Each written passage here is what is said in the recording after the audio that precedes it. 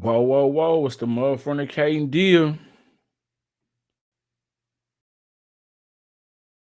Hold on, let me switch internet.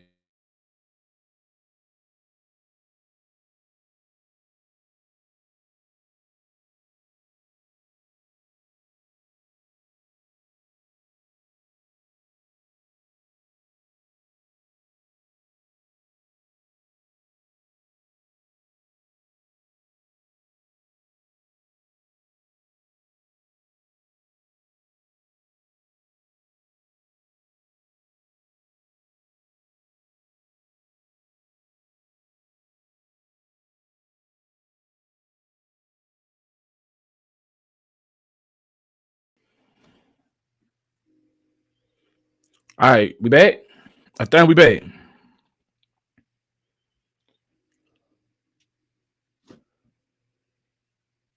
Hit that like button. Hit that like button if you just following up into the bootleg ass studio. I think we back. Let me know if we back. If you can hear me clearly, let me know. Excuse the technical difficulties. Yeah, I think we back. Yeah, we good on my end. What's up? What's going down? What's the motherfucking deal? Welcome back to Sheldon's bootleg ass studio. It's been a while since I went live. Man, how y'all doing? I'm gonna allow a few of y'all to follow up in here before we get started tonight. You know, I don't plan on being on here too long. I just want to start back going live. You know I say that all the time, but you know, life be life, man. You feel me? Life be life. But we here. We here. We back in the bootleg ass studio doing what we do. How y'all doing out there? Make sure the like button is lit. Subscribe to the channel. Let me know who you is and where you from. I appreciate you for pulling up. You can be anywhere in the world, but you chose to be right here in Sheldon Bootleg Ass Studio. And we're gonna kick it. We're gonna shoot the shit. You know? Yes, indeed. Let me check out some of my other streams. I just checked out Facebook. Let me make sure YouTube is up and going. So we're going live on YouTube, Facebook, Twitch. Oh, I'm on Rumble now as well. I'm not going live on Rumble, but make sure you go over to Rumble and follow me as well. Subscribe to me on Rumble. Sheldon Vibe, same name. No space in between. I'm easy to find. How y'all been doing, man? There's been a lot going on. I've been busy this past month. It's been a lot. Like I've been celebrating my youngest daughter's birthday. Her first birthday. She just turned 1, which was June 28th. I got 3 girls for those that don't know. And my youngest one turned 1. We had a party for. It was dope. A lot of fam turned out, you know. We had snow cones for the kids. Nachos, wings. It was hot as hell. My father-in-law got a bouncy house for the kids. It was cool. It was cool. We had my little nephew who's 8 years old DJing the party, you know what I'm saying? He was doing his thing. Yeah, it was nice. And this past 4th of July week, we went camping out at Lake of the Pines in Texas. Man, I'm talking about we had a lovely time out there. It was great, man. I'm so relaxing. I mean, just sitting out there on the lake. We were camping. We was in the tent, had the tent set up. You know, we had the AC blowing in that bad boy. Oh, you know, we out there eating good for 3 days in the heat. The AC wasn't like the AC in the house. It was hot. It was still hot. The AC only really did its justice at nightfall. You know, we wasn't in that tent during the day. You know what I'm saying? Matter of fact, next year when we go, we plan on going again next year. We're gonna make sure we put a canopy over the tent because we ain't had no canopy over the tent. We was in some shade. We had a nice little shade spot, but certain parts of the day it was directly in the sun. So it was like, yeah, next year we gonna make sure we bring a canopy, put over the tent so it won't that sun won't be beaming straight in, and then that AC will work a little better. And I'm also bring a fan for the inside of the tent, you know. But yeah, man, we had everything set up out there. It was lovely, it was nice. We were playing games and shit, you know. Kids was out there in that dirty ass lake water having a blast. I'm talking about, yeah, out there just in that lake water, probably swallowing it everything. You know how you be in the pool and shit, and sometimes it'll get in your mouth. Them kids out there, but hey, man, I just let them enjoy themselves. I wouldn't, you know what I'm saying, trying to tell them too much to, you know, be careful, don't swallow that lake water, yada yada yada. I told them, but I wasn't finna worry myself, man. I let them kids have a good time, and there was that. You know, we had a good time camping. If you ain't never been camping, you gotta go camping one of these days, man. You know what I'm saying? Get you a tent, nice little old campsite somewhere. Make sure you got your food, you know, your snacks, your beverages, whatever you got, your fishing rods, you know, be fully equipped. Because if you really going camping and being out there in that wilderness, you're gonna need something. You need to make sure you be prepared. You feel me? We was fully prepared, but it was a lot of things that, you know, next year we're gonna do better. Shout out to my father-in-law, because he had everything that we need. You know what I'm saying? Everything. We didn't even have to go buy much. He had everything we needed. But yeah. That was cool right there, you know. Lake of the Pines. You feel me? Speaking of camping, though, there was this camp. Let's go ahead and get up into it. There was this camp in Texas that was flooded. A girls' Christian camp, if I'm not mistaken. And you know, we watched out there enjoying ourselves apparently, because this happened during the 4th of July weekend, I believe, if I'm not mistaken. Yeah, it was this, you know, it was a sad situation um that's going on in Texas right now. So let's get up into this. We got this news article right quick, and every day there's been more and more lives that's been taken from this flood. At this moment, I'm not sure the amount of lives that's been taken by this flood. Um, but the governor, Texas Governor Greg Abbott, says at least 161 people are missing after the floods. We finna get up into that right now. Hit that like button, subscribe to the channel. Let me know who you is and where you from as you follow up in the building. Let's see what's going on. The number of people who are believed to be missing, who are not accounted for. It is. Oh, hello.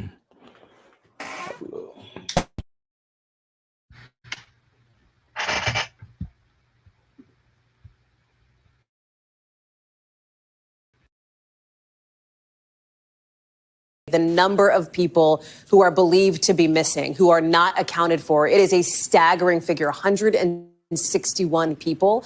What are officials doing on this front? How did they determine that number, which has been a question mark for days? Yeah, Hallie, that is a good question. You know, authorities not sharing exactly how they were able to compile to reach that 161 number, that staggering number of people. But it is the first time since this tragedy took place that we're hearing a firm number. And if nothing else, that gives authorities something to work forward towards. And that's certainly the goal of the ongoing search and rescue efforts that we're able to really get out on the river and in the river in earnest today, simply because the weather has improved somewhat. The sun came out, starting to dry up the surrounding area. Here's what Texas Governor Greg Abbott had to say about tracking down those that are still missing. Take a listen.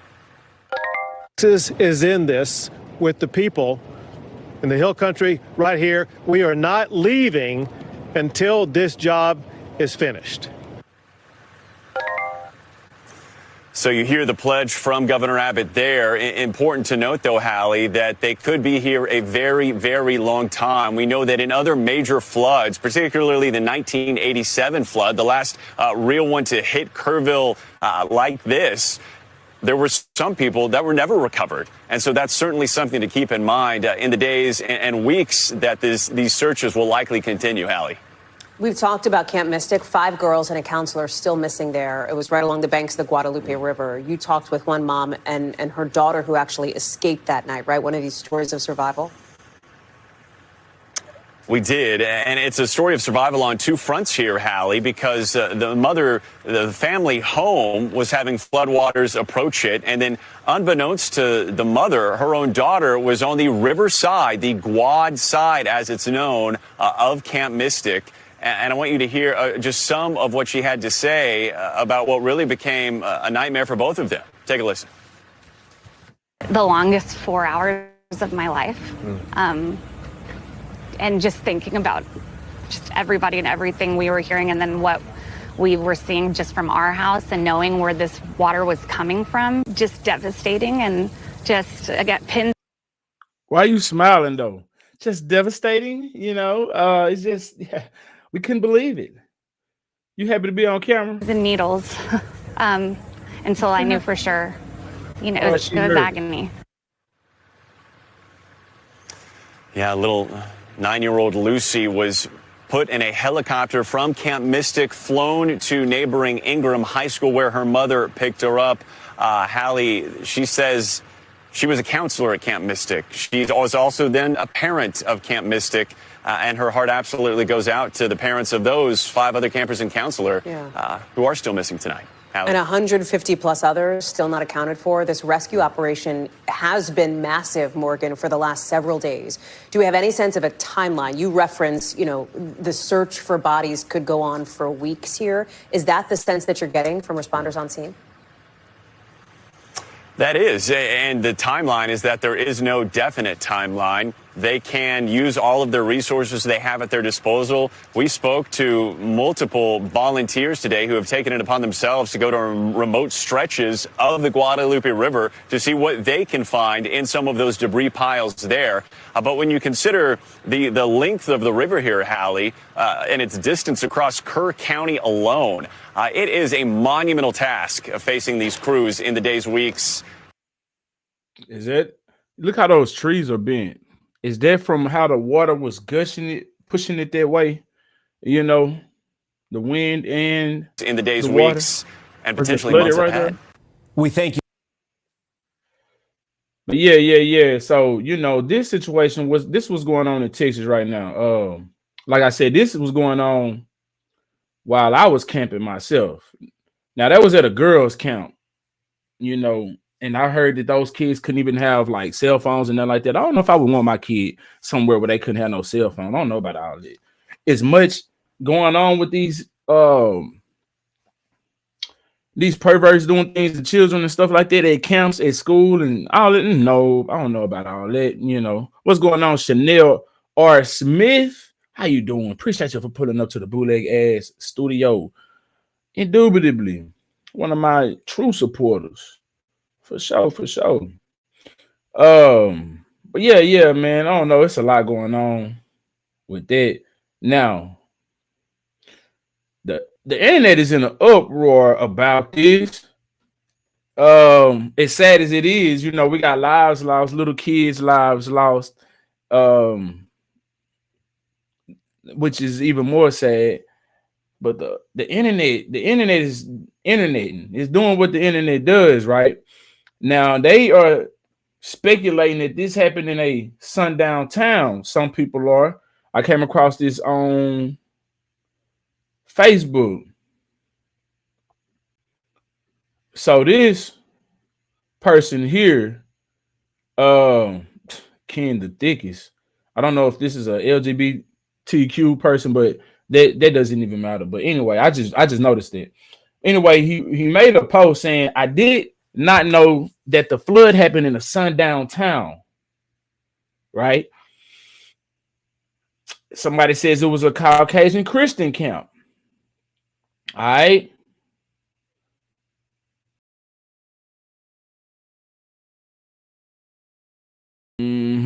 So they making all kind of little statements. I've seen all kind of little videos on the internet about this. And I mean, you know, I just need your thoughts on this. How y'all feel about this? We finna get up into it. Somebody asked, what's a sundown town? I'm lost. Somebody said it was a camp full of politicians' kids. Okay. I want y'all to hold on to that.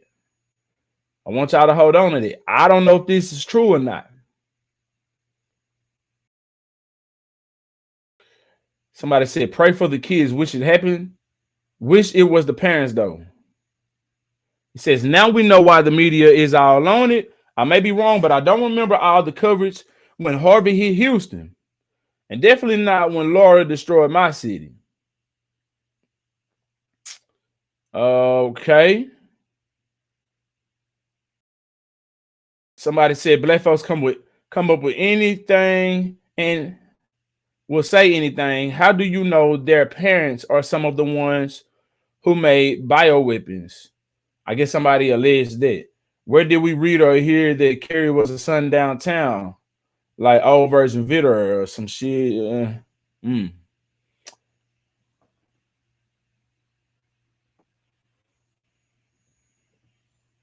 Somebody asking, is this you? Any people of color in Kerrville, Texas, just asking because all I see on TV is white. I mean, hey. Hold on. Said, outside did my work on your statement. Stop lying to these folks. Kerrville, Texas is not considered a sundown town. A sundown town is a place where historically non-white individuals were unwelcome after dark, often enforced through discriminatory laws or practices. Kerrville has not known history or current reputation. As such, it is a diverse community with no documented policies or practices that reflect sundown town characteristics. Is that true? I don't know. He's talking about he done his work on that statement. They have a little black girl missing from the camp as of yesterday. She was still missing, so I don't know where people come up with this stuff. People like that are goofy as hell because they don't seem to realize that, of course, they're going to have little specks of black people here and there. That don't mean that this is a diverse institution or organization. They do that just so they can put that they're diverse on paper or whatever. And also they can't discriminate. So if somebody black want to join, that, you know what I'm saying, they gotta let 2 or 3 of them in, you know. But anyway, I'm finna Google myself and see if Kerrville has any racial history.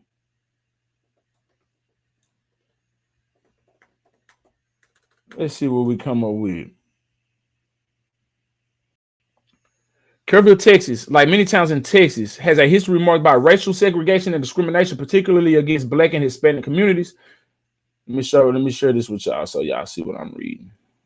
Hit the like button if you just following up in this building. Sierra Mars, what's good, fam?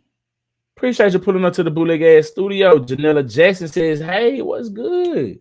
How you doing? Appreciate you for pulling up. All right, now let's get back to this. Where was it? I said, this includes instances of segregated churches and restaurants, as well as resistance to school integration. Additionally, Kerrville has been identified as a former sundown town where Black residents were discouraged from being present after dark. So he said he done his work, but obviously he didn't do enough work. I don't know where he got his information. This is why you have to be careful. Now it says that he got his from ChatGPT. If you can see right there at the blue, in that blue little font right there, he got his information from ChatGPT. Okay. Now AI and all of that type of stuff is not always going to be accurate. It's not always going to be accurate because you can put anything out on the internet and AI will just feed that information. Anybody can put anything on the internet and it will feed into the information. And if it's been reviewed enough, AI will think it's the truth. So you have to do your due diligence and find your own research and get credible sources. Now, I don't know how credible my source is because I just did Google. Google is not a credible source. See what I'm saying? Like if you do any, yeah. Anyway, hold on. So we got two different responses.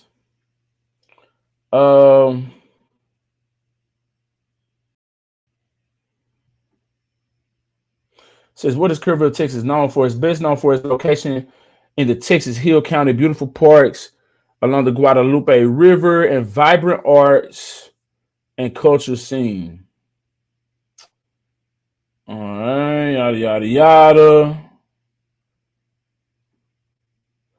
Okay, the racial markup of Kerrville. The racial composition of Kerrville includes 76.62 white, 7.73% other race, and smaller percentages of Black and African or Black or African American, Asian, Native American, and multiracial populations. So it's majority white, as you see.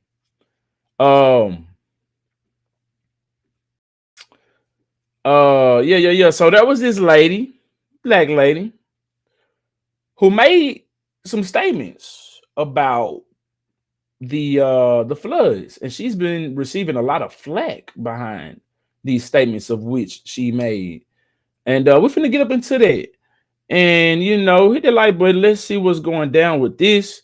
It's very interesting. Very interesting what she had to say. And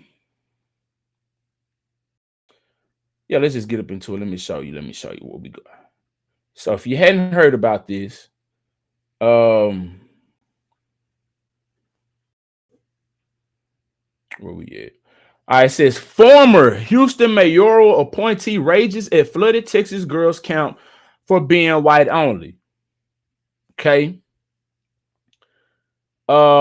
Says a former Houston mayoral appointee raised at a Texas girls camp for being white only hours after deadly flood ripped through the facility, killing at least 5 young campers and leaving 11 more missing.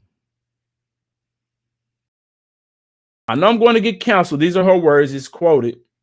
I know I'm going to get canceled for this, but Camp Mystic is a white-only girls Christian camp. They don't even have a token Asian. They don't have a token Black person. It's all white-only conservative Christian camp. Shht Perkins said in a widely condemned video on her private TikTok account. If you ain't white, you ain't right. You ain't getting in. You ain't going, period, Perkins said, as the state's overall death toll from the devastating flooding soared with the number of dead at 80, I guess at the time of this publication. She then claimed no one would care if the victims were minorities. See what I'm saying? It said if this were a group of Hispanic girls out there, this would not be getting this type of coverage that they're getting. No one would give a F. All these white people, the parents of these little girls, would be saying things like they need to be deported. They shouldn't have been here in the first place, and yada, yada, yada, Perkins said. Perkins was appointed to the city's Food Insecurity Board. Never heard of such. Insecurity. Okay. Perkins was appointed to, now we skipped on me. Okay. Perkins was appointed to the city's Food Insecurity Board by former Houston Mayor Sylvester Turner in 2023. So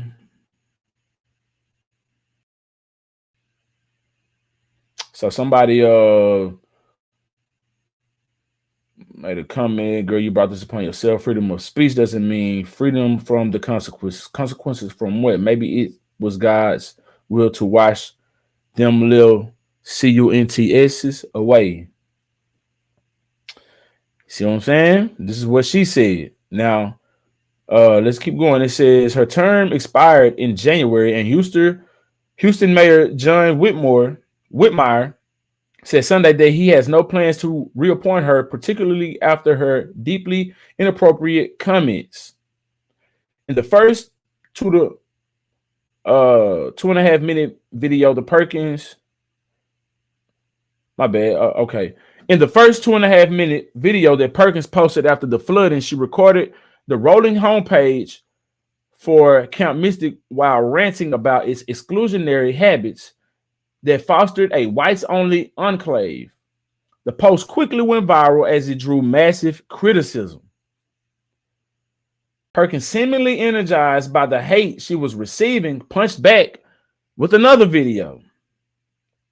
I get that white people are not used to people telling them and calling them out on their racism and telling them about their double standards and how you wouldn't give a damn about other children and how there's children in ICE detention right now who y'all don't give 2 F's about, she ranted. There's no prayers going up for them, but we're supposed to stop the world and stop everything we're doing to go and hunt for these little missing white girls.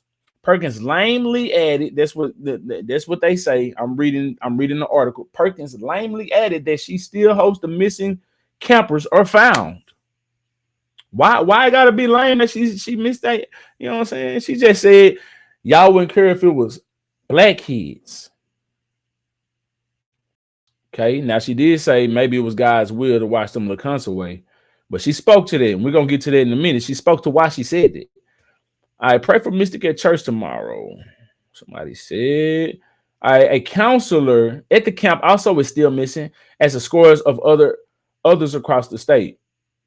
As are scores of others across the state. Camp Mystic, which was set to celebrate its 100th year, has many high-ranking alumni from Texas political elite, including daughters of multiple governors and former First Lady Laura Bush. Okay.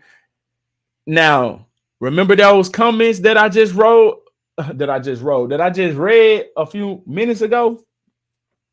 They said that there was children of politicians. Okay. They said this. So maybe it was some truth. Maybe it was some truth in those comments. You feel me?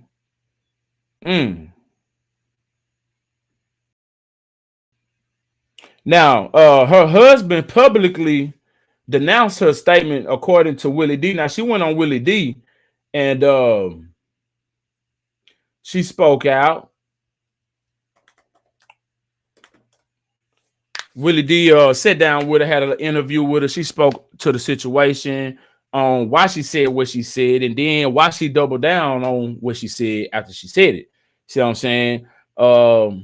And she went on to speak about her husband not backing her up. Now, I'm gonna give y'all this.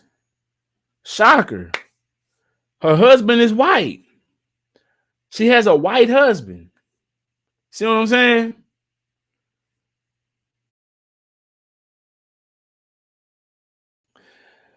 My daughter Sierra said, wow, they are kids. She's right, but she could have said it differently. She could have said it differently. And she spoke on why she said what she said. We're finna get into that in just a minute. Said, do you see the video where the black lady was saying the kids was kidnapped and not dead? They kept deleting her post. Is that right? Now, I don't put nothing past nothing. You know, and there is a epidemic of them doing this with kids. They taking kids, and like it was just a news article. Was it last week or so? They found like so many kids. I think it was here in Texas. They found so many missing kids. You know what I'm saying? Like these people are trafficking these children. So who knows? Who knows? And they could be using this flood as a cover up. But let's get back to this. Willie D. Sat down with this lady who made these bold statements, if you will.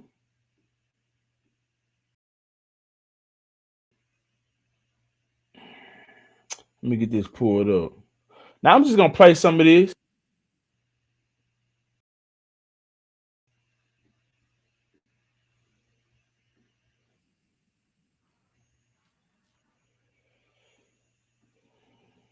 I'm gonna play some of this.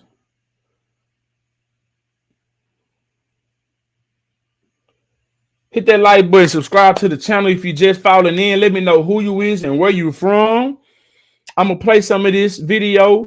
And excuse me, I gotta pee like a motherfucker. I've been holding on shit, man. I gotta piss like a motherfucker. I'm gonna let Willie D talk to y'all real quick. Tragic news out of Texas right in the wake of the devastating July 4th weekend flash floods in central Texas that have claimed at least 110 lives. There has been enough blame to go around for everybody. Most of those deaths happened in Kerr County, where at least 87 people have died, including 30 children. Former Houston Food Insecurity Board member Shht Perkins has sparked controversy with her remarks about Camp Mystic, a private Christian summer camp for girls. In a TikTok video, Shht labeled the camp a whites-only conservative Christian camp, stating, "If you ain't white, you ain't right." You ain't getting in. You ain't going. She further claimed that if the victims were Hispanic or Black, the media and the public response would have been less vigorous, suggesting that no one would give a F, and that parents would be saying they need to be deported. They should have never been there in the first place. Her comments have been widely condemned by Houston Mayor John Whitmire. He called them deeply inappropriate and confirmed that Shht would not be reappointed to the Food Insecurity Board. The First Unitarian Universalist Church of Houston, where Shht is affiliated, issued a public apology stating that her views do not reflect the church's core values of love and inclusivity. Furthermore, Sht's own partner publicly disavowed her comments. Joining me today to address both the specifics of the incident and the broader implications of her views on race, media, and social division is Shht Perkins. Where we at, Shht? On. Okay, here we go. Welcome to the show. Hey, thanks for having me on. Hey, straight out the gate. Any regrets? No. No regrets? No, not a single one. Not a single regret. Okay, so you stated that if the victims were Hispanic or Black, the media and the public response would have been less vigorous. Can you elaborate on what led you to the conclusion how you believe that race influenced the coverage of this tragedy? Well, I mean, race is involved with everything, as we know. And that camp was established in the 1920s under Jim Crow segregation. So it was established as a all-white Christian conservative camp. And it hasn't really evolved much since then. Yes, they do have one or two, people of color or whatever, but that, that's what they do just to say that they're diverse or whatever. For the most part, it's still an all-white camp and affluent on that. And that's what's really important. It's rich white folks who got swept away. Normally, when these natural disasters happen. All right, I'm back. Hey, appreciate y'all. You know what I'm saying? But we're going to speed it up real quick. We're going to speed this up. Hit that like button. Let go. It's usually people of color who are most affected because, you may not have the money to evacuate, et cetera, et cetera. And they're hardly ever affected because they can get out of there. This situation was a catastrophic failure of the government and also the camp itself. All right. Those kids were not allowed to have cell phones and neither were the camp counselors. Nobody got the alert. So I feel like that's where the blame needs to be. But since these were little white girls that this happened to, their future baby makers, they are really upset about this. Yeah. I covered this story very compassionately, I think, when it first broke. And I did so because I didn't even have time to consider the disparities in media coverage in regards to race or something. I just saw some kids had drowned, and Texas, which is where we are, this is our state, was in trouble.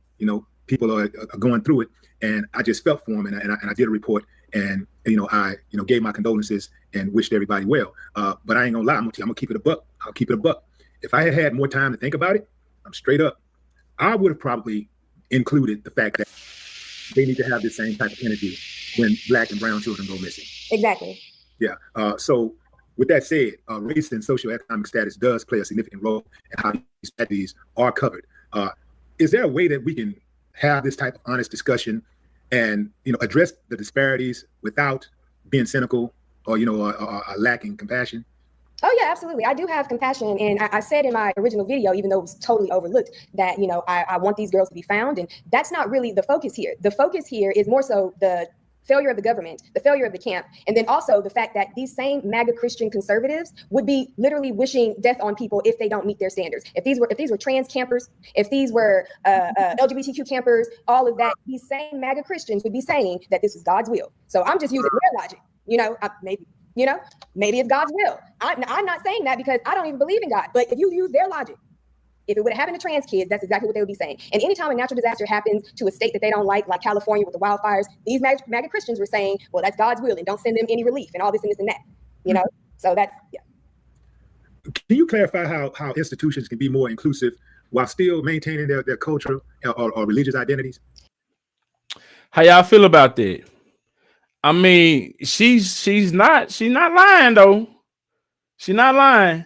And I think unless I missed it, she made a statement about how, you know, California with all the wildfires and stuff like that, you know, people love to say because how liberal California is, and with, you know, kind of like the Sodom and Gomorrah situation.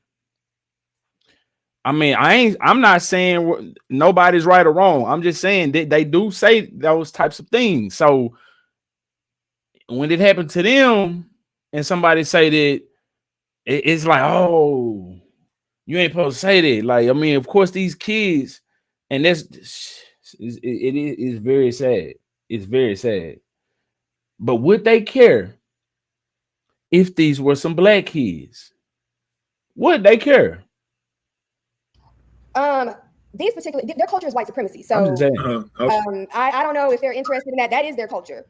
You know, there are, you know, non-racist white people. There are white people who are trying to make a difference. But at the end of the day, the majority of white people conform to white supremacy, period. Yeah. Your partner, who is a white male, has publicly disavowed your comments. You know, how do you reconcile? Y'all check this out right here, man. This right here is wild to me. You feel me? So peep this right here. Hit that like button, subscribe to the channel. Let's go. Your partner, who's supposed to have your back. You know, you got the whole public, you got the whole country, the entire, seem like the world coming down on you right now. And instead of your husband saying, oh, not your husband, but your partner saying, I got your back, you know, quietly, you know, I don't know about that, Sheldon, but publicly, hey, I got your back.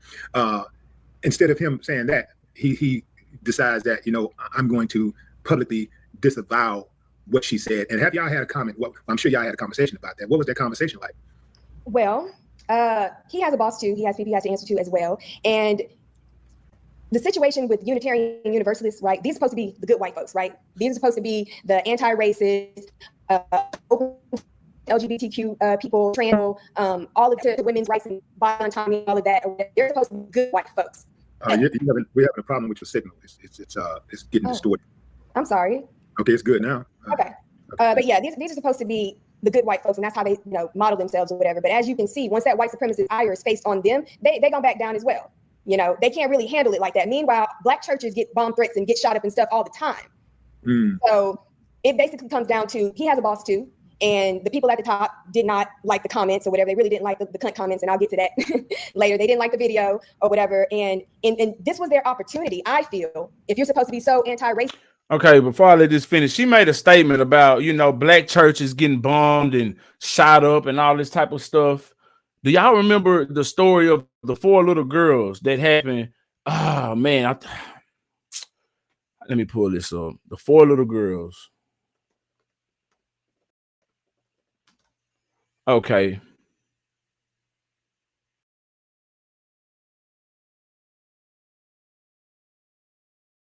So it was a situation that happened in Birmingham, Alabama. It was bombed by 4 members of a Ku Klux Klan. And it was Addie, the little black girls was Addie Mae Collins, Denise McNair, Carol Robertson, and Cynthia Wesley. My mom's name is Cynthia, and her middle name is Denise. One of the girls' name is Denise. That's crazy. But yeah, this happened, and it happened a lot. It happened more than just this. You know what I'm saying? They did this a lot, and here is this natural disaster that just happened. Supposed to have been a natural disaster, and this lady said maybe it was God's will. The chicken's coming home to roost. I don't know. I'm just saying though. I mean, is it harsh? Maybe. But is it the truth? Could be. I don't know. But I'm just saying, like, something to think about. A black woman under the bus, this is their opportunity to shift the focus back on what I actually said instead of letting the white supremacists control the narrative. The white supremacists want to focus on she called them cunts and da-da-da-da and whatnot. That was a statement made after I'd been doxxed, after I've had a slew of racist hate emails, texts, comments, people threatening to hang me, people threatening to, you know, come to my house, people threatening to do all sorts of stuff and whatnot. And I reacted in that way. And yes, I could have chosen my words better and whatnot, but this is such a common thing when it's like white people don't even see the white mob. The white mob is allowed to be a mob, they're allowed to hurl rocks and everything at you and spit at you and whatnot, but it's your reaction. You're supposed to just walk into the schoolhouse with your head down. So what she's saying is The text or the comment that she made referring to the girls as little cunts, maybe it was God's will to wash the little cunts away. She's saying that was in response to after she's been doxxed. Doxxed mean where they put out her public, her information publicly, her private information publicly, like her home address, maybe her phone number or something like that. Yeah, and she's been, her life has been threatened and all this type of stuff like that. So that made warrant one to react in a certain way. And I mean, she said what she said. I don't know if it was something that I would have said, but I probably would have said something. I probably would have said something that would have got under their skin if I was gonna respond, if I wanted to. You see what I'm saying? So to say I blame her, I don't, but like I said, it could have been worded different. She probably didn't even have to bring up the kids. She could have just said maybe it was God's will. Maybe it was God's will. And don't you can't argue with that. You can't argue with God's will. Engage or anything like that. And I feel like I can't really do that. And I'm not trying to fight the whole world or anything like that, but it's like the focus should be on the white supremacists who are attacking me. And as far as the church goes, I feel like they missed an opportunity to actually do the right thing and to stand in the truth that they claim to hold. They do claim that they are anti-racist and this is that and the third, and they have done a lot of positive work. And I'm not just talking about this church in particular, I'm talking about Unitarians all, together. They have done a lot of positive work out there, but it's still a mainly white institution. You see how he asked her about her husband, but she went off about other stuff, and she's speaking the truth. She you know what I'm saying? She hitting the hammer, the nail on the head, but yeah, she ain't really delve in on her husband, but that's all right, because Willie D gonna bring it right back around. They have their white supremacy and stuff that they need to unpack as well. And this is my partner. I'm not a member of the church. I do not go to the church. So yeah, this is just my partner. Yeah. Do you think your partner's race may have influenced his decision to publicly disavow you, or is it more of a personal values and beliefs? I think, like I said, that, they were getting threats. They got, over 300 phone calls and people threatening to blow up the church and all this and that or whatever. And So right now she's speaking on a church that she was partnered with, that they were saying that she was the director of insecurity, something, whatever her job title is. They made a statement basically publicly saying that, hey, her statements ain't got nothing to do with us, and yada yada yada. And I guess they cut their ties with her. So that's what she's speaking on right now. Got scared and backed down, and they capitulated the white supremacists. And I do, yeah, they just had the opportunity to do the right thing, and so shame on them for that. But your partner has to know how you are. See, okay, so they on two different pages right now. I just realized it. Now he asked her, okay, hold on, let me back it up, because when she was talking about the church, she was saying that's just my partner. I'm partnered up with this church. I don't know if when he asked her that, no, matter of fact, he did. She did, because she spoke about he has a boss. I was about to say, I don't know if she was thinking that he was speaking about the church when he said partner, or if he was talking about her husband, but she had to know he was talking about her husband because she said he has a boss as well. But then she got to talking about the church, which she's also partnered with. And when she started talking about the church, Willie D, in the moment of her saying, I'm just partnered up with the church, he asked her about her actual partner, which is not her husband. It's her boyfriend, fiance, or whatever he is to her.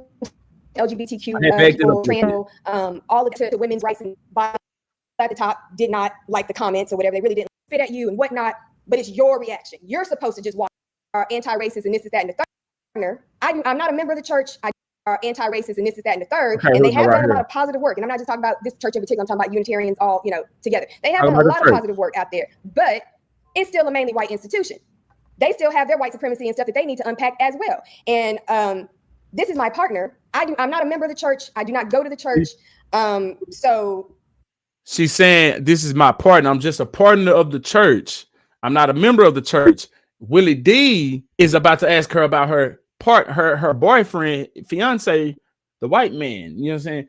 So they on two different pages right now. I just wanted to, add some context so you will know what's going on. Yeah, this is just my partner. Yeah. Do you think your partner's race may have influenced his decision to publicly disavow you, or is it more of a personal values and beliefs?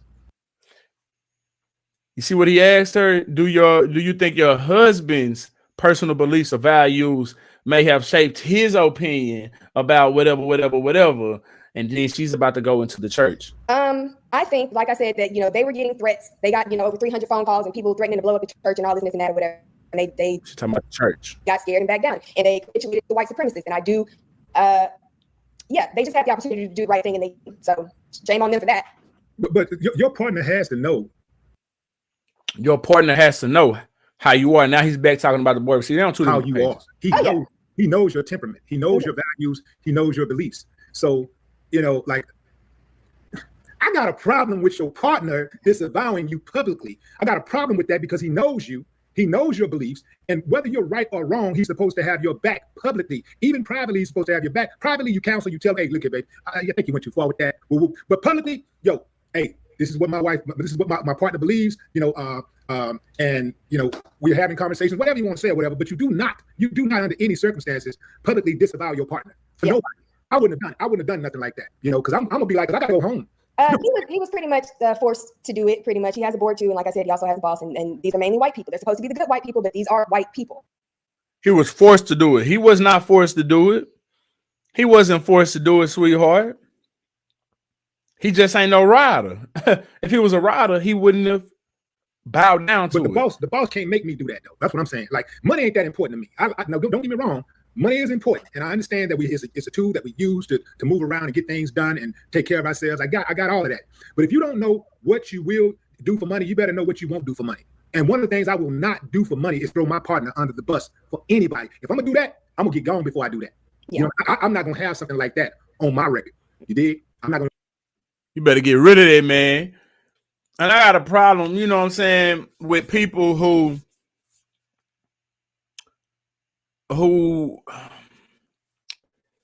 call themselves speaking up for the black community and riding for the black community, but they significant other is not black. I mean, I have no problem with anybody dating anyone, but it's like, how can you ride so hard for your people and then go home to somebody who ain't your people? I just don't get it. I mean, maybe it ain't for me to get. Like I said, I ain't got no problem with nobody dating nobody, but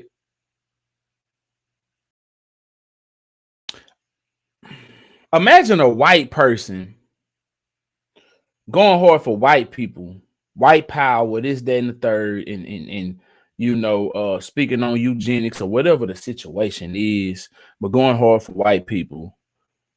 And I have no problem with nobody's going hard for their people. But then they dating a black person, like it wouldn't look right. It just wouldn't look right. I don't know, maybe it's just... they pretty much threw me under the bus and made him the bus driver in this situation. Just so they could get away. Did y'all hear what she just said? They threw her under the bus and made her significant other the bus driver. Get rid of that clown. Matter of fact, you the clown if you still with whatever hate that's coming at the church. And I don't hate, that I do about that. And anybody else who's been affected, who is associated with me, who's been getting calls and things like that, I apologize for that, because I don't want anyone who knows me to be affected by this. But like I said, in their creed and in the morals that they supposedly claim that they stand for, they say that they stand for anti-racism and they're against white supremacy. But when white supremacy comes knocking at their door, they don't know how to handle it. And that's just a fact. In that TikTok video, you mentioned that the media would have reported this. She got a lot of anger towards the church right now. You need to have some of that anger towards your husband, or maybe, just maybe, they got an agreement because he got to keep the bills paid. They got to make sure that they eating. And she was like, baby, you know what? I'm going to need you to keep your job. So whatever you got to do to keep your job, you keep your job. This is my fight.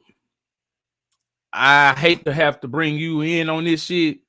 So what I'm going to do is I'm going to allow you to have to bow down to your boss and publicly denounce me or whatever the situation, unless they got that kind of conversation going on, which I doubt. I don't know. It's just why he ain't just shut up about it. Why he gotta say something? Differently if the victims were people of color. So how would you suggest that the media cover marginalized communities?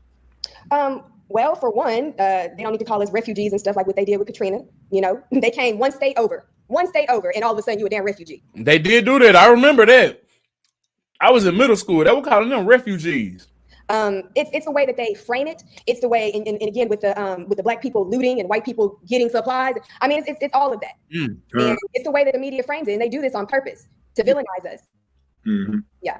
Do you believe there's room for more dialogue and understanding between people with different political point of views? And can we get somewhere because we've been having these discussions for a long time.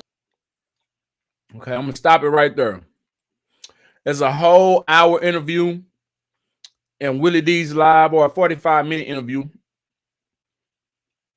on Willie D live channel. You can go over there and watch it. If you want to go check it out, shout out to Unc.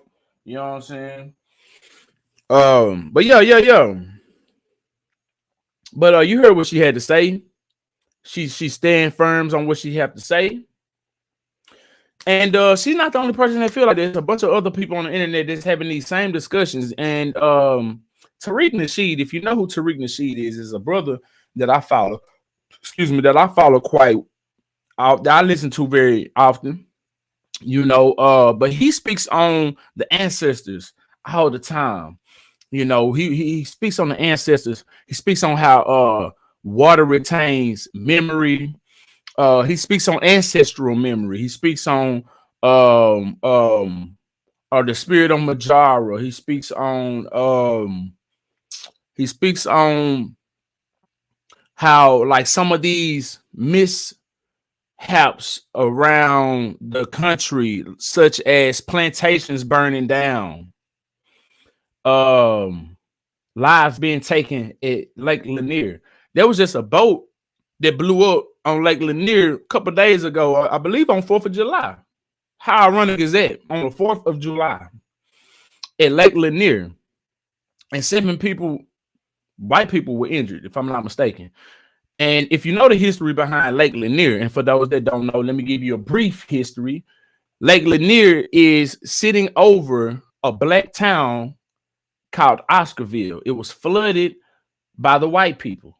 And Lake Lanier, it's been renamed Lake Lanier, and now they say Lake Lanier is pretty much haunted. It's been a lot of lives being taken mysteriously at Lake Lanier. It was a white guy not too long ago, I believe last year or a year before, something like that. He got electrocuted. Nobody knows how it happened. But yeah, like I said, these plantations have been burning down. Just all kinds of things like that. And is this the ancestors? Is this the wrath of the ancestors? With these politicians, kids being swept away or killed, lives being taken by the storm. Is this the wrath of the ancestors? We're owed a debt to this nation, from this nation, reparations. They refuse to pay that. And there was another woman, Puerto Rican, Mexican, or whatever. She had something to say about these floods as well. Let's get into this. Listen to what she had to say now. I believe what she said was harsher than what this black lady said. Let's check it out. What the fuck? I'm going to say it because y'all scary as fuck, and I don't give a damn. Them little girls, them people died because of racism, not politics. Boom, I said it. I don't give a fuck. And am I sad? No. Nope. Because more YT people will have to DIE in order for motherfuckers to what? CARE. I said what the fuck I said. I don't give a fuck, and minds are here with me. We voted the correct way. You reap what the fuck you sow. Just the night before the flash flood happened, y'all were okay with motherfuckers being stripped away from their motherfucking families and never seeing them again. People being deported. Y'all were okay with that. Be okay with not finding Sarah Lou. Be okay with not finding Billy. Be okay with never seeing them again. Keep Sarah that Lou and same Billy? energy, because I'm here for it. I am so here for it. Because I've been reading the comments and the shit y'all be saying. Y'all didn't give a fuck when it was brown people. We sorry that it's white people now, but that's going to happen. This is going to be a repetitive cycle going to happen over and over and over and over and over and over and over again until y'all get tired. Racism cost y'all more than y'all thought. Racism wrote a what's that line? Racism wrote a check that your ass couldn't cash. Yeah, Your ass. racism wrote a check that your ass couldn't cash. And guess who's paying for it? Well, damn. She had a lot to say. I don't think that you can compare, just me personally, I don't think that you can compare these this to deportation though. I don't think so. Just me personally, I don't think so, because I mean deportation, you hear illegally that's I don't get it. But she said what she said, and she feels strongly about it. Now, moving on along, we got Gary Coleman in the news. His former wife.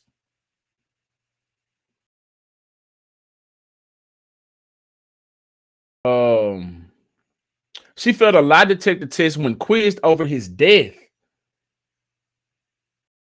Let's get up into this. So, what does that mean? What does that even mean?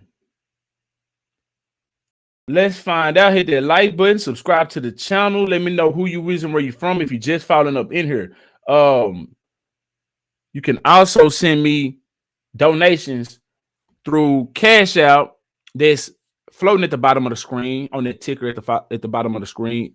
Cash App Sheldon VYBEZ903. If you will, send me $1, $2, or $3. You know, $10 won't hurt. Whatever you can. Your blessings will be returned to you tenfold. You can also send donations by stars on Facebook or super chats on YouTube.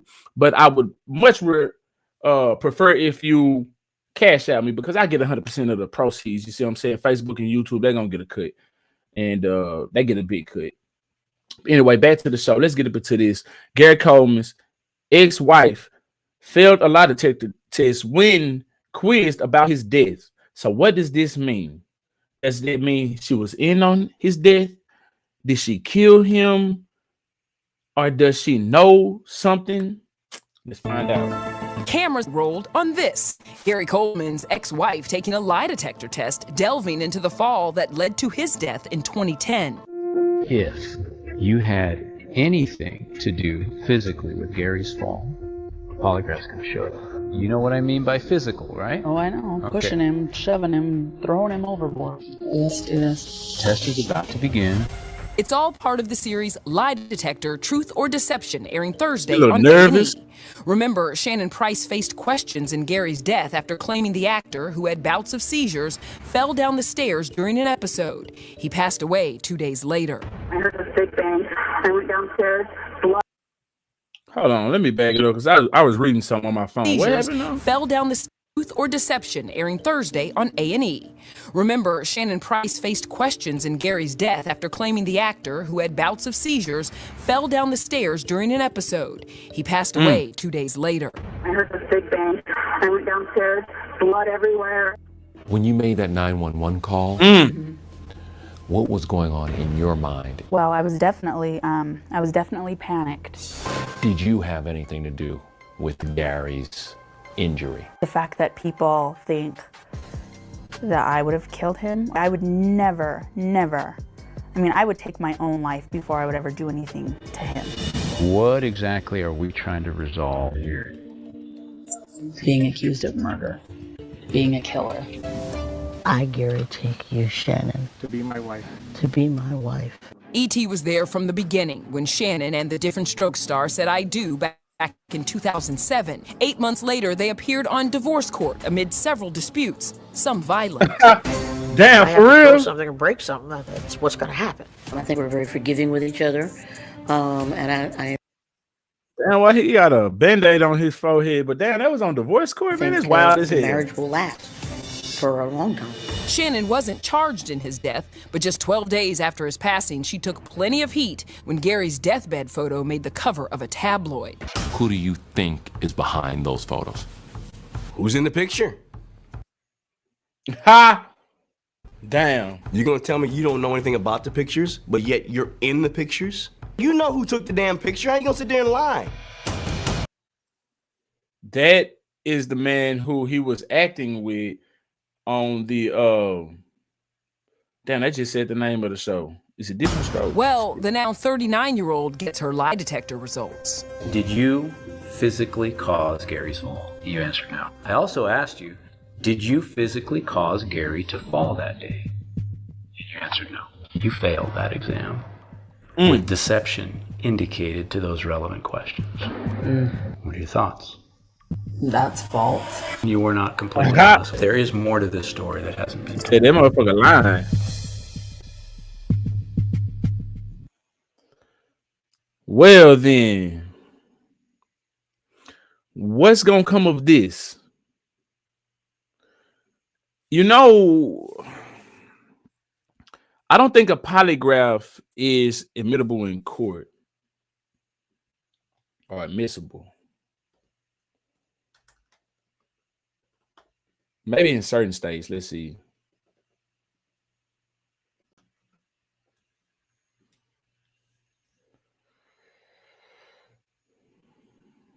It says generally polygraph lie detector test results are not admissible as evidence in court, especially in criminal trials due to concerns about their reliability and scientific validity. While some jurisdictions may allow them under limited circumstances, such as when both the prosecution and defense agree, they are not routinely admitted. All right. So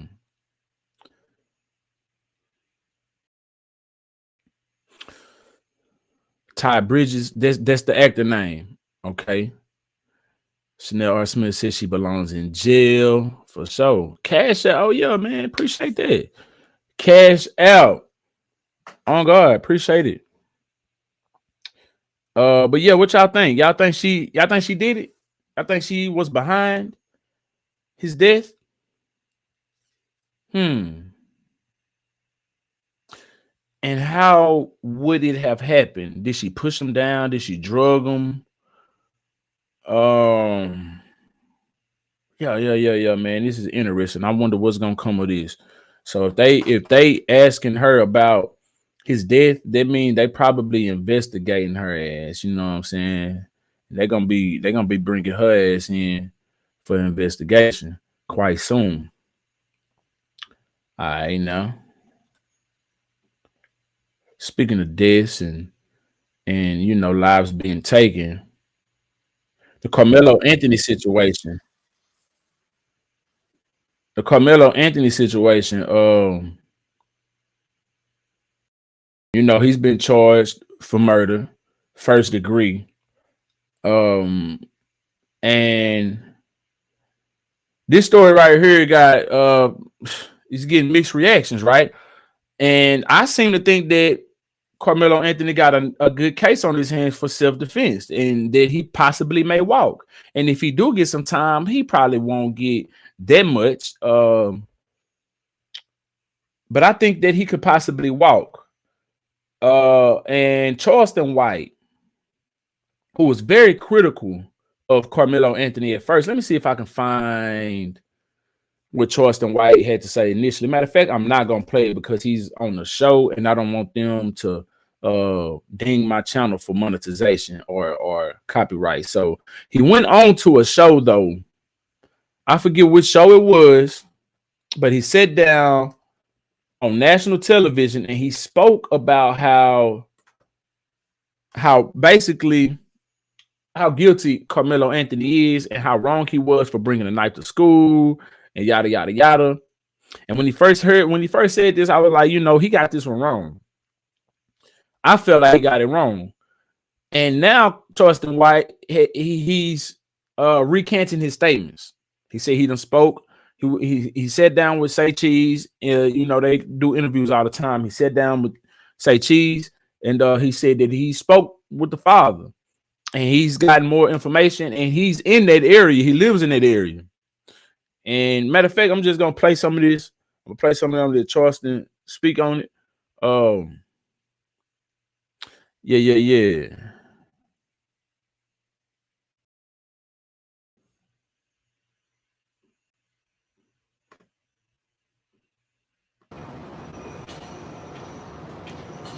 Let me speed it up. Metcalf. I'm looking for a Now, y'all check this out, because this is the Charleston White that I think does great in the community. This is the Charleston White that we don't get a lot. You see what I'm saying? And I think he has the right facts on this case, because the media is gonna paint it one way. And if you can remember, I remember one of the early articles, and I'm finna let this video play in a minute. I remember one of the early video clips or news clips where that was painting the picture as he died in his brother's arms and yada yada. You know, that was just really putting it on and trying to, you know, garner your sympathy and all of this type of stuff, and ridicule Carmelo for his actions. You see what I'm saying? And they did this so the public can have opinion already about it, and they can publicly you know, shame Carmelo and call him guilty. You see what I'm saying? But anyway, let me let Charles speak. 3 or 4. Very perverted, freaky, used to be white woman. Now, how y'all doing? I'm looking for a lady by the name of Sarah J. Fields. I'm looking for she used to be an ex-meth addict. A 304.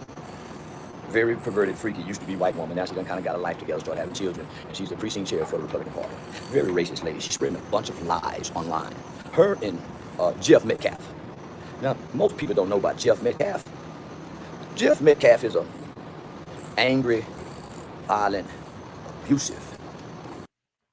Jeff Metcalf is the father of Austin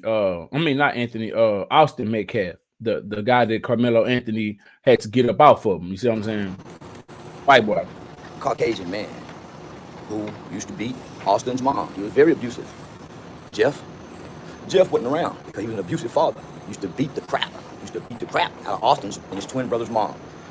Divorced him early in life, would get restraining orders against him and move where he couldn't have no contact with mom. She would let him have access to the kids, but mom wanted nothing to do with you, Jeffrey.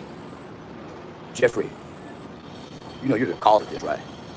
Now, my mother always told me, Jeffrey and Sarah J. Fields, the apple don't fall too far from the tree. The root check him out and the fruit is one and the same, Sarah J. Fields. Austin Metcalf, dad, Jeffrey Metcalf, he's not only a bully with anger issues, he beats women, violent guy. Listen to me now. I want you to hear me good, because this is the truth. I was wrong about Carmelo Anthony. The kid is gonna beat the case. I got the facts of the case. I have the facts of the case. I have the police report. I have every document that Sarah J. Fields has. And I've been doing my due diligence, Sarah J. Fields. It's called research. It's called qualitative and quantitative research. Now, I went to Texas Western University, studying as a pre-law student. Sarah Jeff Metcalf. So I know a lot about law, and I've beaten the law quite a bit myself. As a matter of fact, I grew up with children who kill people. I myself grew up with children, not people. I grew up with children. I spent my whole entire teenage life with kids who committed murder. 14 to 17, that's a big old gap. When most of you kids was playing video games and going to middle school and doing homework, I was in the boys' home going through therapy and counseling and seeing psychiatrists and psychologists, get my childhood trauma repaired. So I met children who killed their mothers and their fathers. I met children who stabbed people. I met children who so I know children kill. I'm an expert in children who kill. I grew up with them. I was a child who led older children to go kill. I'm going to say it again. The Fort Worth Star-Telegram described me as being the smallest of the bunch, but the brains of the bunch. And if I remember correctly, that's quoted by legendary news editor reporter Bob Ray Sanders. I think I'm quoting Bob Ray Sanders correctly. It says Charleston White was the smallest out of the bunch, but he was the brains of the bunch. So I was the youngest, the smallest, and I led 3 big black children who were way older than me. Chanel Smith said she can't stand Charleston. Bye. Don't go nowhere, sweetheart. Check him out because he about to drop some gems on the case. He can't speak too much. I guess he got some information that he can't really, reveal too much of, but he about to reveal enough. To go kill a white man. K-I-L, a white man. I know what it's like. He's speaking on his case right now. It's documented. This is documented. I became one of the first children in Tarrant County to be tried, not convicted, but adjudicated for the crime of murder, September 18, 1991. This is in Jeff Metcalf. I even have a relationship with Collin County criminal court system. I used to partner, and I don't know if you know these guys, but I'm sure you know them, Sarah J. and Mr. Metcalf. It's one of the best capital murder and death penalty white defense lawyers. It's from Collin County. A guy by the name of Mitch Nolte. I'm sure the judge and the prosecutor and everybody's familiar with Mitch Nolte. I used to partner with Mitch Nolte, this one of the best attorneys in Texas when it comes to murder cases, capital murder specifically. I used to partner with Mitch Nolte's law firm and the criminal defense mitigation specialist firm called Brendan Ross, mitigation firm. I used to partner with Miss Brendan Ross' daughter-in-law, Shannon Ross. And we used to work on capital murder cases and murder cases. So I've even been sworn in Collin County court system as an expert in what I'm talking to you guys about. And this is documented. This is documented. This is the Charleston you guys don't like. This is the one that's not gonna cuss. This is the one that's not reading the comments because I can't see you. I'm looking out into the ocean so I can stay focused on what I'm talking about. So I can't see you with this eye. I can't see you. So if you're typing, I'm looking out into the ocean so I can stay focused and stay connected to what I'm trying to say to you. So this is the Charleston y'all don't want. He ain't funny. He don't play. He ignore comments. He just get the message out and then he get offline. Then he go by the day. So that's what this the Charleston y'all got for today. So I got all the facts of the case. So there's a video that's been released by Frisco Independent School District because this is public information. And if you want to see this video, you can go up to Frisco Independent School District and see this video. That's why Sarah J. Fields, Austin Metcalf dad, and now they've drugged the mom in, but they're trying to debunk people from going to see the video. Why do you think Sarah J. Fields, she released an indictment before anybody had the indictment, and she got a woman fired? Because they're using a new Jim Crow systematic tactic where they got the people inside the courts, they got the people inside, and they're working against the Carmelo Anthony family on behalf of Sarah J. Fields because she's a precinct chair, and she's threatening to use her power from her precinct chair, I think District 30, to get people unelected and get people elected. They don't go against this case. So she's trying to use political power to influence and persuade this case. That is what Sarah J. Fields has partnered with Austin's family and trying to do. The mom wasn't too much in it. The mom's really been grieving. Y'all hear what he's saying? He's saying she's being dirty and she's using her position to sway this case and move it the way that she wants it to go. See what I'm saying? Threatening people's position, letting people know, hey, your ass ain't gonna be reelected if you don't do such and such, or if you do such and such, you know what I'm saying, you may get a bump in pay, or you may get, you know what I'm saying, whatever. Austin, Jeff Metcalf has been playing for the camera because he's been an absent. This shit goes on in the justice father system. who abused the mom, and he think he can get back in with mom, and mom doesn't. This case, that is what Sarah J. Fields has partnered with Austin's family and trying to do. The mom wasn't too much in it. The mom's really been grieving. Jeff Metcalf has been playing for the camera because he's been an absent father who abused the mom, and he think he can get back in with mom, and mom doesn't want anything to do with Jeff. That's why you don't see them standing in the camera together like you see the Carmelo Anthony's family doing. So let me stick to the case, to the facts, right? So Sarah has a lady who works for the Collin County Court who just lost her job, who released the indictment before anybody had it. So for whatever reason, Sarah is getting all this information, and she's coming to misconstrue the information, and she's giving out misinformation and false information. Number one, the family has not touched the GoFundMe money. GoFundMe froze the money because the lawyers are trying to get the money. The lawyers are trying to get the money, not the family. It's the lawyers. The first group of people came through with civil rights lawyers trying to play for a civil rights lawsuit as if this was a police shooting. That's why they went with the race card. Biggest mistake they could have made. First mistake I told them they made, playing a race card.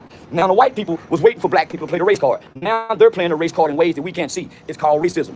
It's hidden in the fabrics. It's embedded in the fabrics of the design of America.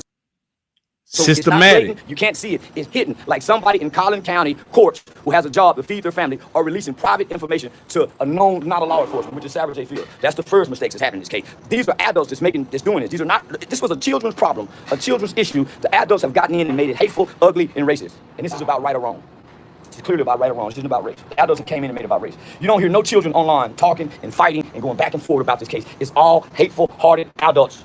It's not children. It's all hateful-hearted adults online bickering, going back and forth, spewing hate over an issue of children. And none of them was there. All the adults with opinion, none of them was there. So Sarah, let's tell the truth. Jeff, let's tell the truth. You even said in an interview, but you're talking too fucking much online, Jeff. You're talking too much online, Jeffrey Metcalf, and you're partnering with someone who wasn't there, and it's clearly she's a hateful-hearted. And by the way, Sarah, we have your background as well. You said Dominique Alexander's a horrible person, and he is. And you once were too, Sarah. You used to smoke meth. You was a meth addict whore.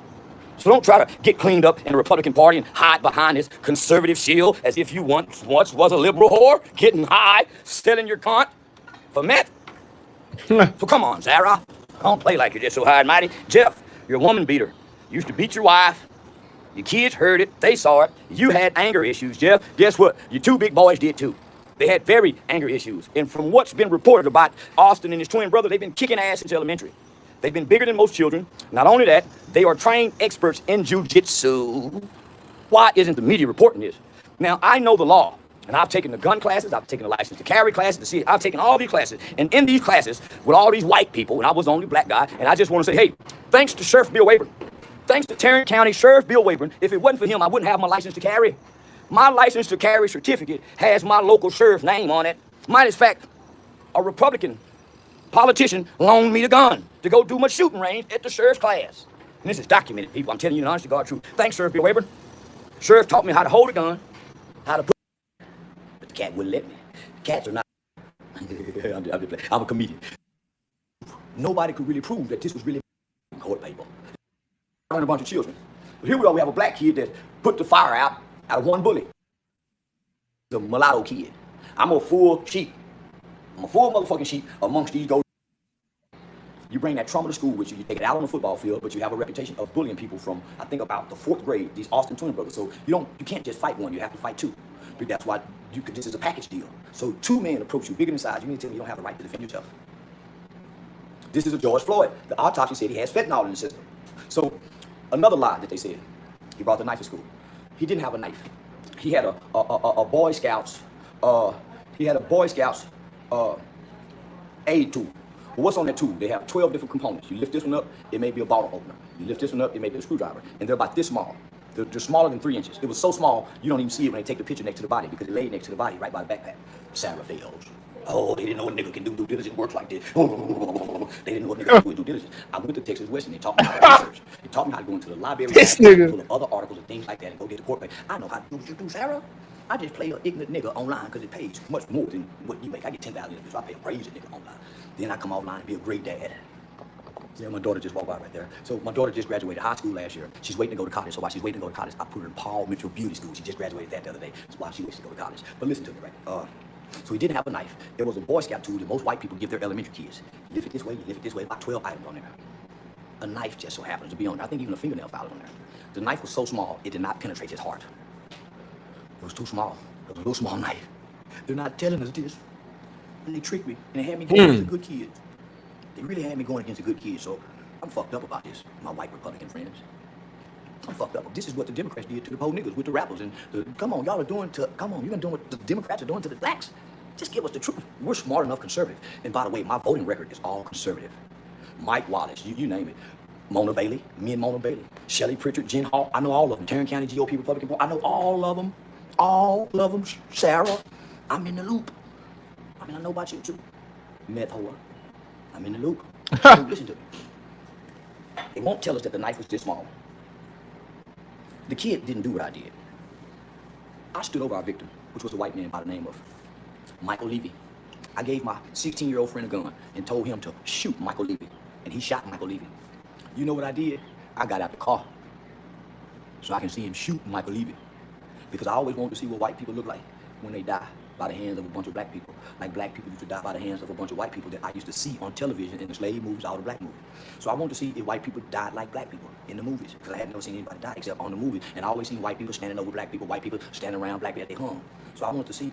So as our victim was dying, I went and looked at his eyes and watched what a white man looked like when he died. He's scared too. I seen a fear in his eyes that it still haunts me to the day. But it only haunts me when I'm in a good mindset.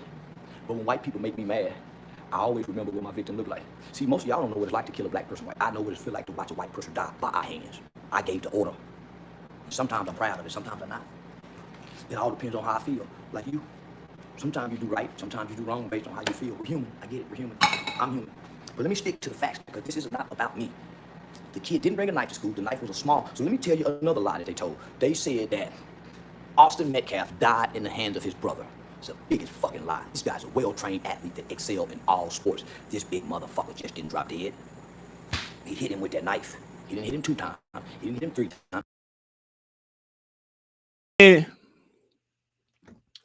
so what he's saying is when he said that I looked over our victim on his situation when he killed somebody, he said he stood over the victim and he wanted to see them die.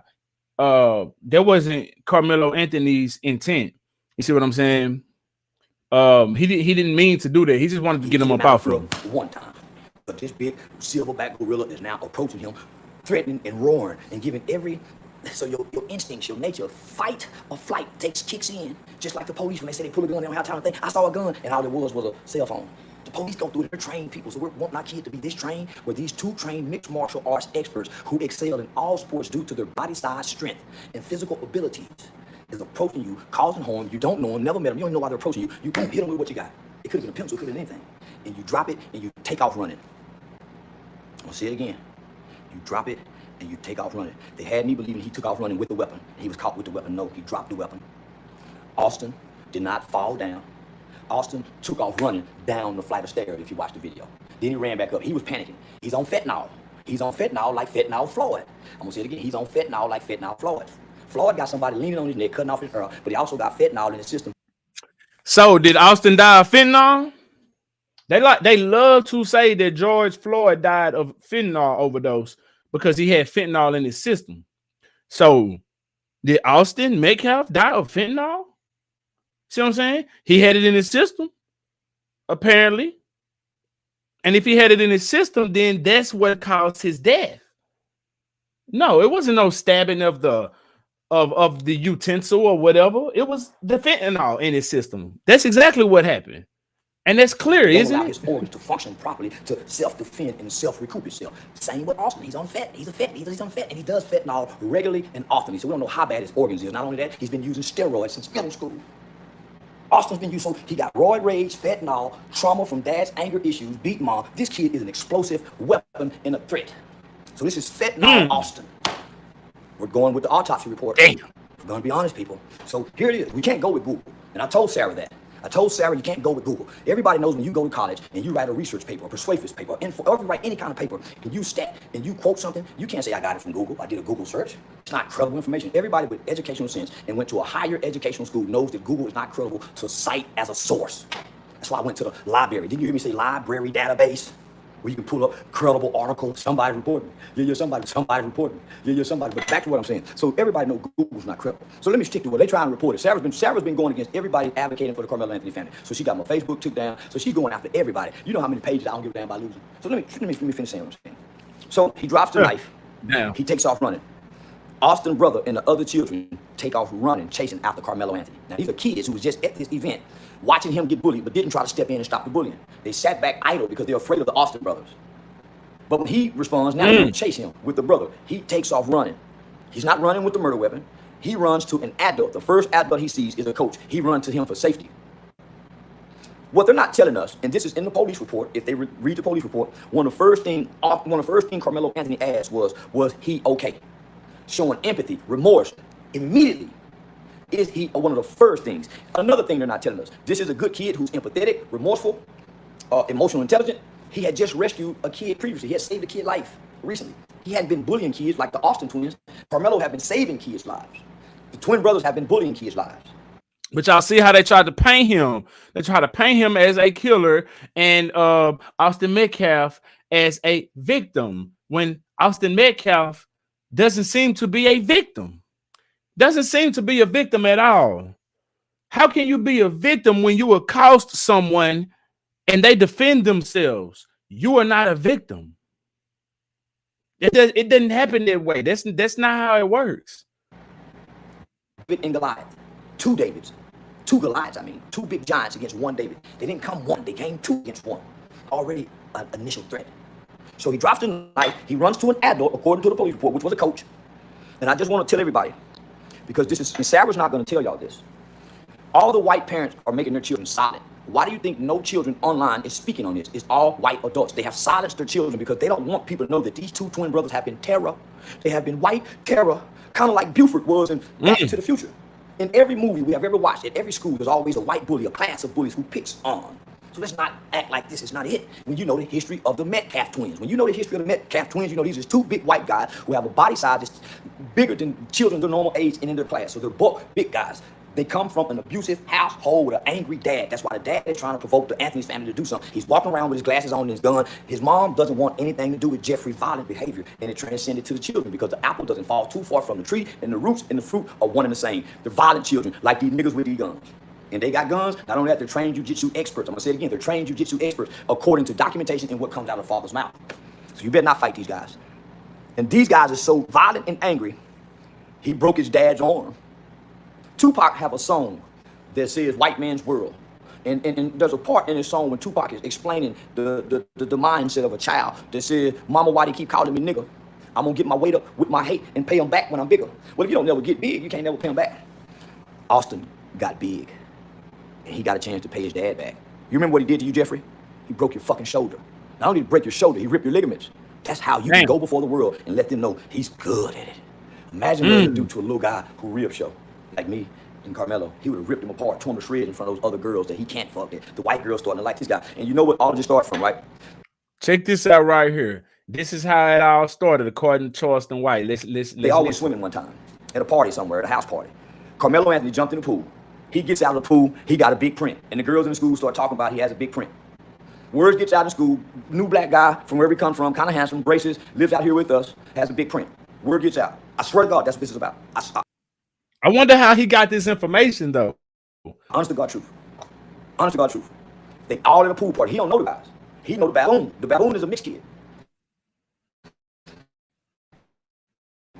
He connect with the new black kid, but he's cool with the white boys. They smoke weed, they do fentanyl, they pop pills, they do ecstasy. So these are party kids. Carmelo's not a party kid. Why he died with fentanyl in the system at a track event. They're not asking, why did he connect to school? Because he got kids walking around in school on fentanyl, fuckers. Athletes. High-power athletes on fentanyl at school with kids. I need something to defend myself if he gets angry. Come on, people. Come on. Let me stick him. Okay. So he rescues a kid a year later. Soon as he gets to an adult and get the situation, first thing he shows is compassion, concern, and empathy for the assailant because he's not a victim. Austin is not a victim. He's an assailant. His brother should be charged with his death as well. Boom. I've been saying this from the jump.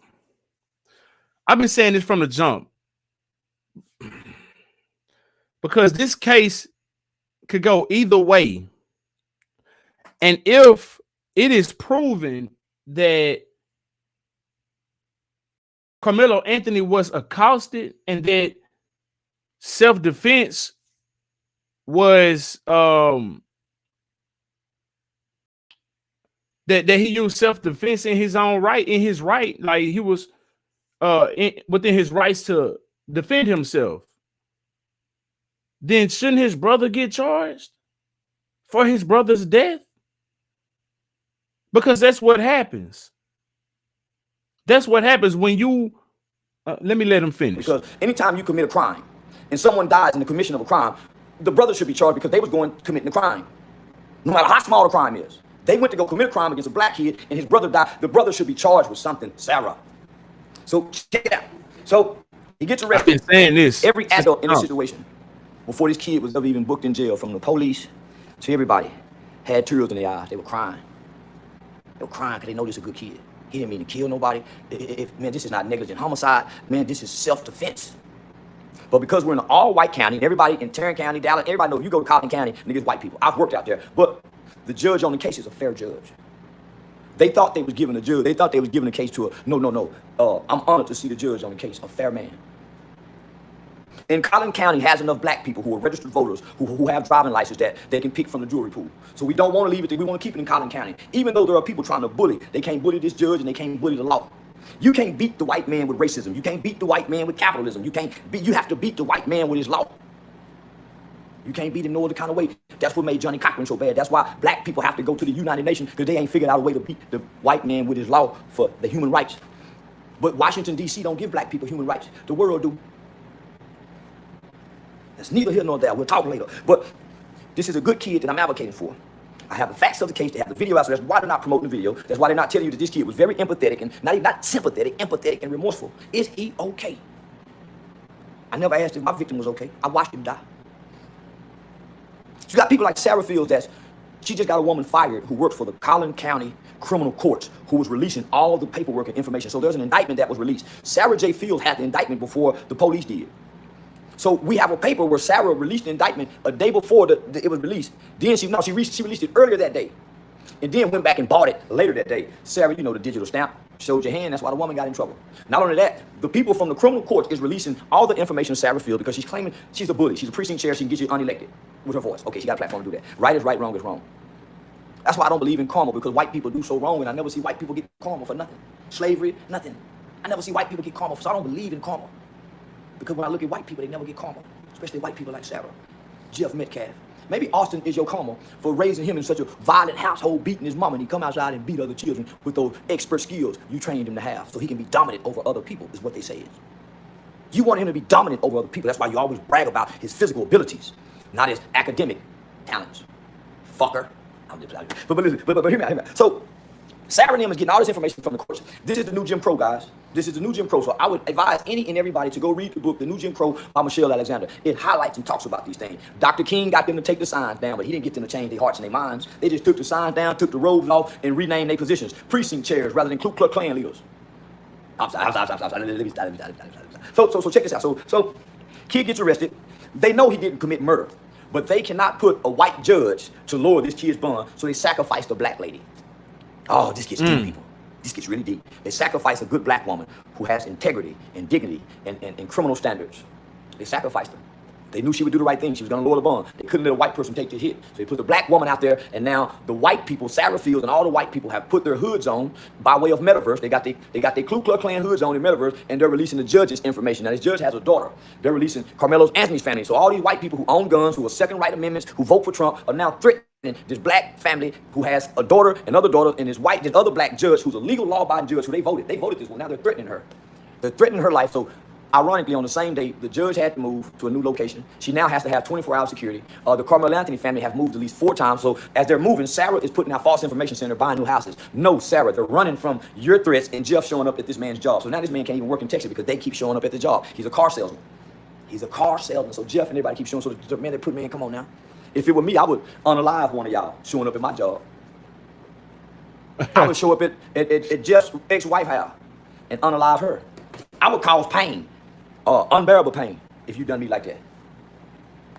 Yeah, you done me like that. Yeah. I unalive a white baby. If white people mess with me like they're doing Carmelo, I would go to a daycare and I would unalive the day, all white though. Innocent. I would do what Dylan Roof did. I would find that Frisco church. If white people did me like that, I would throw my life into the river. But I would do it like Dylan Roof did. Yeah, I would do it like Dylan Roof did, but to white people. I know what it feels like to stand over a white man and watch him die. That's something nobody could ever take away from me. You don't know what it feels like. I do. And white people make me mad. You know, one time the police made me mad. And this what made the Republicans stop fucking with me. One of my good friend's son by the name of Dacian Step. So I had an ideology. Doctors that's trying to become the doctor, playing like the doctor on abilities. Known steroid use and high on fentanyl. How can you fight him as small as Carmelo Anthony is? That's why I can still buy my motherfucking guns. Report, I'm way smarter than you. But they lying on this kid. He's completely innocent. He killed a weapon. He didn't kill a kid. He killed a machine that was big in stature, body size, strength, physical abilities, known steroid use, and high on fentanyl. How can you fight him as small as Carmelo Anthony is? And there are things that I can't speak about, but when they come out in court, I bet my life this kid get off. I put my life he get off. How confident I am in the facts and the truth. Sarah, you can't beat the truth with lies and deceit because the Bible y'all gave to the slaves. The Bible y'all gave to the slaves says, God says, in spirit and in truth. You can't be deceitful and be in the spirit of God. You can't tell lies and stand on the truth. That's why I don't lose. Because when I'm wrong, I come say, man, I'm wrong with the motherfucker. I'm wrong. I don't ever want to be like white people. Knowing I'm all right, man. Well, I mean, Charleston White had a whole lot to say about that, you know, and then with the whole pool situation with Carmelo getting out the pool and his print showing and they getting jealous because the girls is talking about him, you know, Yo, man, that's pretty much how that's how they are. They jealous when it comes to that. You know what I'm saying? Just think back when they were lynching black men. What would they do? They would chop off his genitals. You know what I'm saying? They would even bid on those genitals. People would buy those. See what I'm saying? Keep them as keepsakes and such, or eat them. Some people would eat them. You know, barbecue. Literally, they would barbecue black men hanging from trees. Yes. And that was jealous. That was really jealous of a well endowed black man. You know what I'm saying? You. Yeah.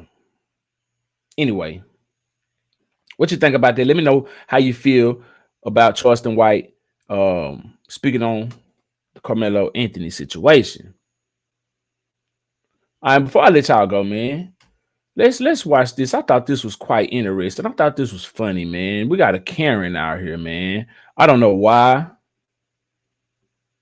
I don't know why they let Karen out here. I ain't watched the video, but the title reads, Karen jumps in the water to block ugly ducklings from smashing in Lake Arrowhead, California.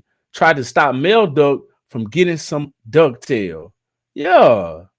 She really out here trying to stop this duck from mating in nature. Like what kind of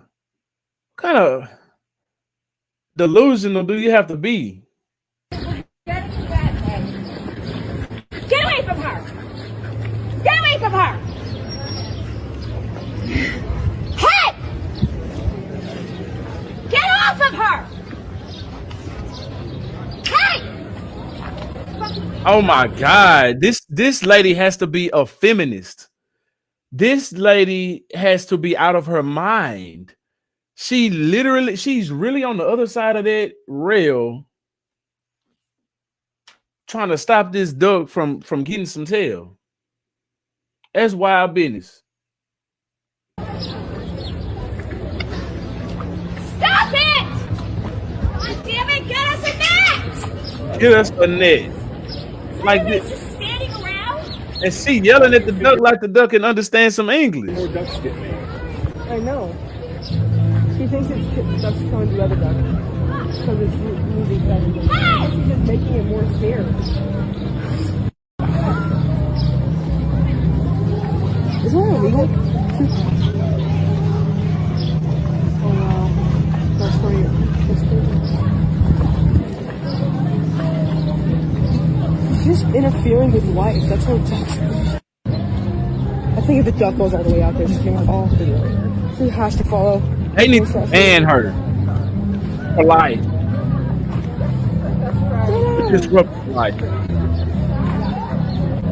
Yeah, I hope she was. Here comes Karen. More scared. What's this? They're running from her. Oh wow. That's great. Why did they stress so much? She had like the duck is yelling rape or something. Like, what is wrong with this lady? She's just interfering with life. That's what ducks. I think if the duck goes all the way out there, she's gonna fall. She has to follow. There's no shot saving. This lady is crazy.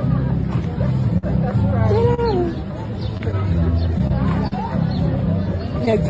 What?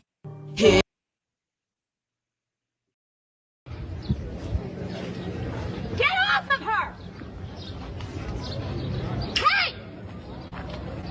How ridiculous. Barefoot and all. Stop it! God damn it, get us a net! Get us a net. Who is us? All I see is you out there, crazy ass. Get us a net, bitch. Don't nobody care like you. You the only one care. How do you figure more ducks get made? I know.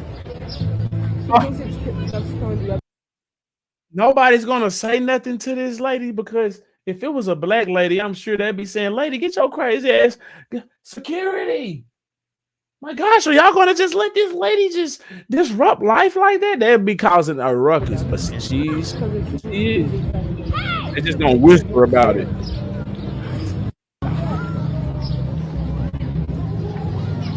This need to be taken to a crazy house. Oh wow. That's where you.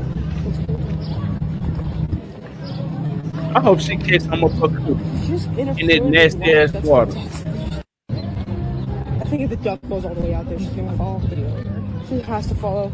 There's no shot shaver. I hope she do. Here comes. It says part 2.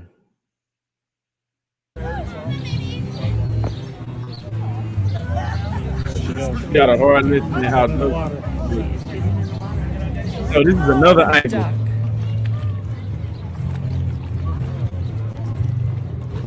Oh God, man. Oh, her friend. Ban her. had I to hope get she the was net. banned. That's who's banned.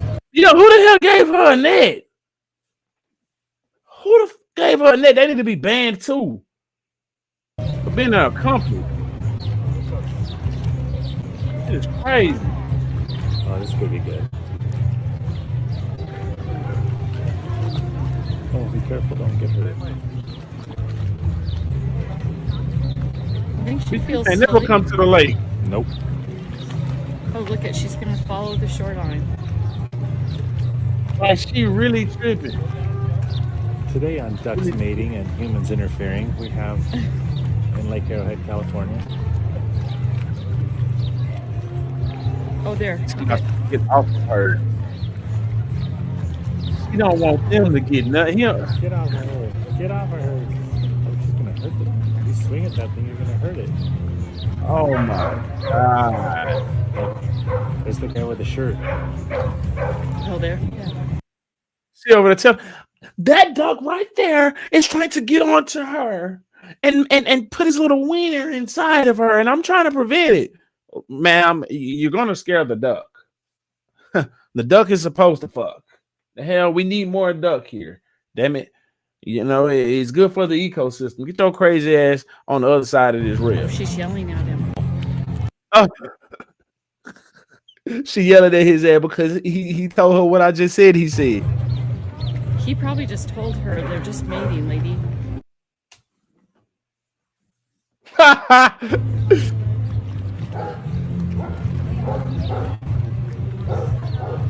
Exactly.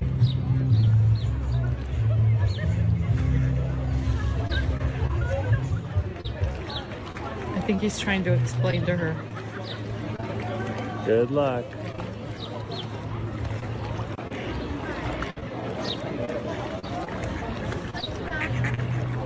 Now she's embarrassed, I think. Think so? Did you see her? No.